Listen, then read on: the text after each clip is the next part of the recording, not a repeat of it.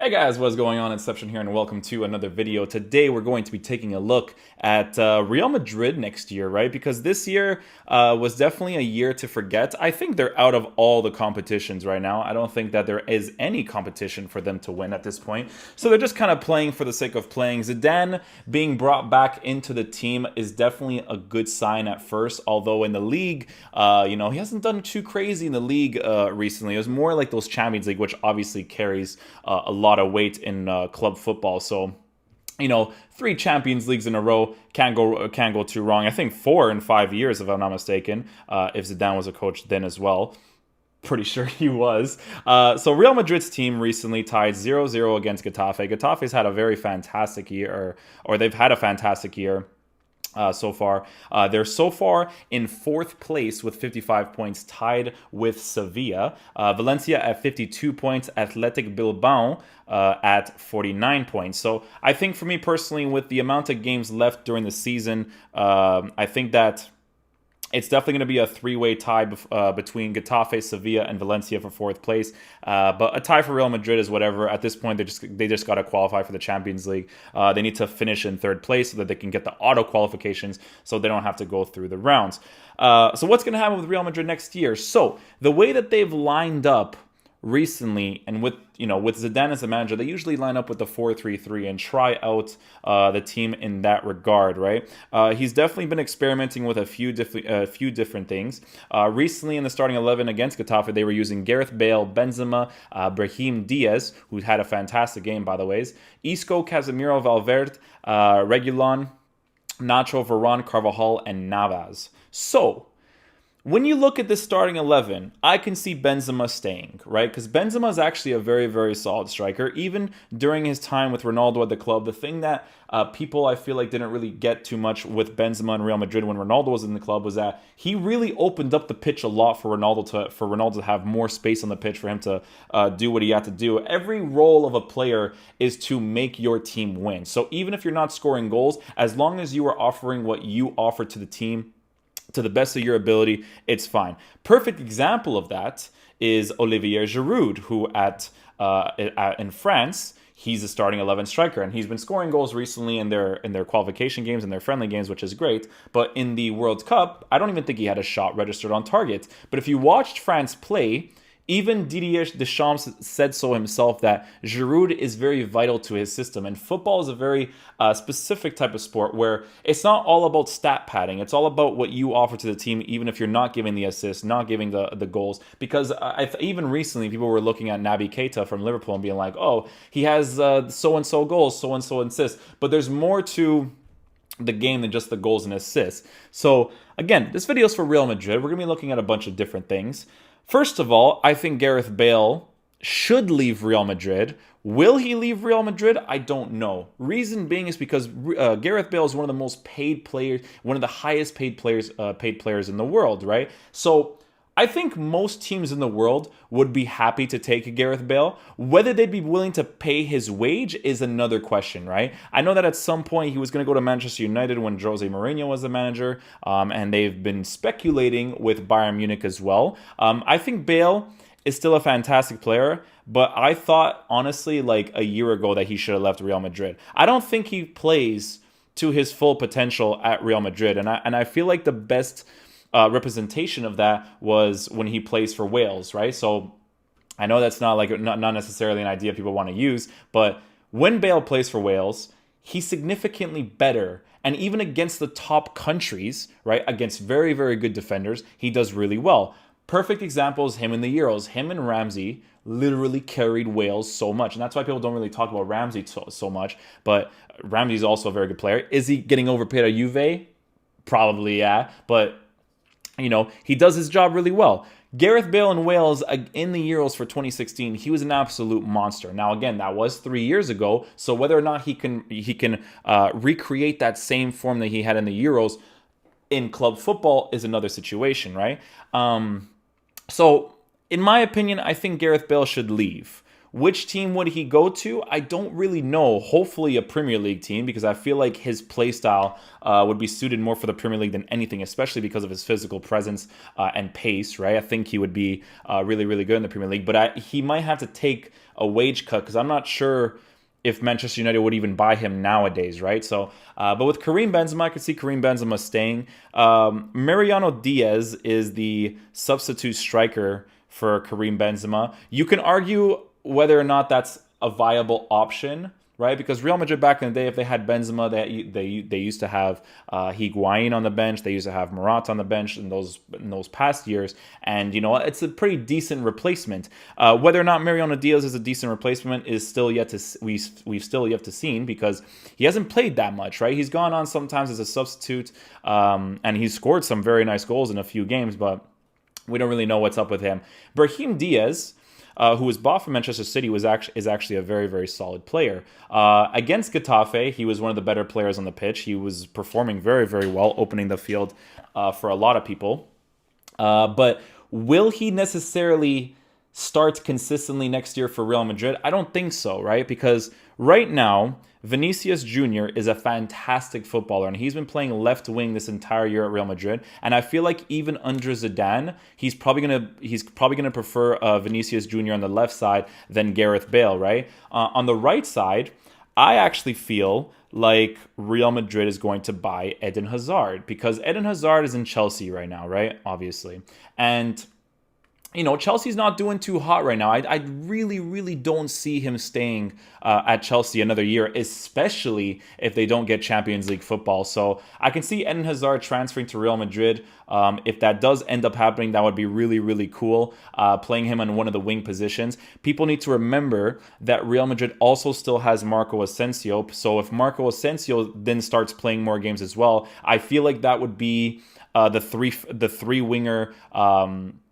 rotation, right? And I actually feel also that he would keep Lucas Vazquez in the team, because Zidane has like this favoritism towards Lucas Vazquez. He likes Lucas Vazquez in the team, and fair play. He does whatever he wants. He's the manager, right? And with that, I feel like the rotation policy next year would limit Brahim Diaz from actually playing consistently. So I actually think that Brahim Diaz might go on loan next year, depending on whether or not they actually do get Hazard, because I feel like the wing rotation next year, if Gareth Bale leaves and Brahim Diaz goes on loan, will be Vinicius Jr., Eden Hazard, Vazquez, and Asensio. I think those are the four players that he's going to rotate with in the wings. Again, he does only have Mariano Diaz as the substitution striker to Karim Benzema. So whether or not people agree with that being a good squad player is up for debate, right? Casemiro is still a very solid player in my opinion, a very, very good CDM. A CDM in football nowadays, in my opinion, is needed, right? A core midfield is very, very important. In this game, he experimented playing Isco. Oh my God, I can't believe I forgot about Isco. Isco also plays on the wings as well, right? So he might actually experiment. Wow, yeah, so dudes, Gareth Bale and Brahim Diaz, I think have no shot next year. I think Bale leaves for sure, and I think Brahim Diaz goes on loan, because he has a thing for Vazquez. Vazquez might actually go out on loan. Maybe he goes to like Newcastle or something, right? Because with Isco being back in the squad, Zidane actually likes Isco, so that's going to be another situation entirely, right? This Real Madrid team is definitely going to be very interesting next year. I think Casemiro will stay. Very, very solid player. Not sure what's going to be happening with Toni Kroos and Modric. There's been a bunch of speculation around them. With Toni Kroos, I think there was something with... I think with Toni Kroos, there have been something with Inter Milan or something. Toni Kroos... Let me see if there's any transfer news. Real Madrid prepared to sell Toni Kroos this summer so they can bring in players like Pogba and Christian Eriksen. I wonder if he's gonna keep Modric. I think he'd keep Modric, to be honest with you. Yeah, I don't know. I feel like he'd actually keep Modric. There was a speculation with Modric back in the day too that he would go to Inter Milan, but I don't know if Zidane would actually sell Modric, but I do think he would sell Toni Kroos, in all honesty. There has also been transfer speculation, like this news article just said right now, of Paul Pogba and Christian Eriksen going to Real Madrid. To be honest with you guys, I would personally love to see Paul Pogba at Real Madrid. I feel like... again, he's like a Bale at Real Madrid. At Manchester United, obviously, he has his moments where he does well, and then he has his moments where he's not really doing things, and then he's doing well again. But it's hard to judge him as a player because he's also playing at Manchester United. That's always like this right now, super inconsistent team. But obviously, Paul Pogba in France with a bunch of world-class players beside him, he's obviously one of the best players in the team. For France in the World Cup, he was phenomenal. His link-up play with Griezmann and Mbappe was disgusting, right? So, and Matuidi is underrated if I need to say so myself. Really good player. But personally, I would love to see Pogba. I think a midfield trio of Toni Kroos, Luka Modric, Pogba, and Casemiro, that's a very good core midfield, right? Even Modric at the age right now, he still plays like a fantastic footballer, right? So I feel like Zidane would keep him and actually play him in the team. But if he got Paul Pogba, especially since he put Valverde there, I feel like that's a position that he would definitely put Pogba right in and then put Modric on the other side. And then he can also experiment with Isco playing the center mid. For me personally, I don't like Isco playing the center mid. I actually prefer when he plays on the wings. I think he's definitely more enjoyable to watch, and I feel like he actually opens up the play more because of his very quick dribbling. I personally prefer him over there, but I can definitely see him selling Toni Kroos and selling Gareth Bale in the team to open up space and buy other players. Like I said, I think Paul Pogba and Eden Hazard would be huge transfers for Real Madrid, and I think it would definitely benefit their team a lot. I forgot that Real Madrid also has Ceballos too, and I think Ceballos got injured recently. So Ceballos, being a young player that he is, he could also make his way into the starting 11, maybe more as a rotation player into the center mid position as well, because the few games that he does play, he's actually very good. The left back position at Real Madrid's interesting though, because Zidane experimented with Reguilon this game, and Reguilon's actually a very solid player, being how young he is. I think he's like 22 years old, and he's a very good player. I don't know what's happening with Marcelo next year.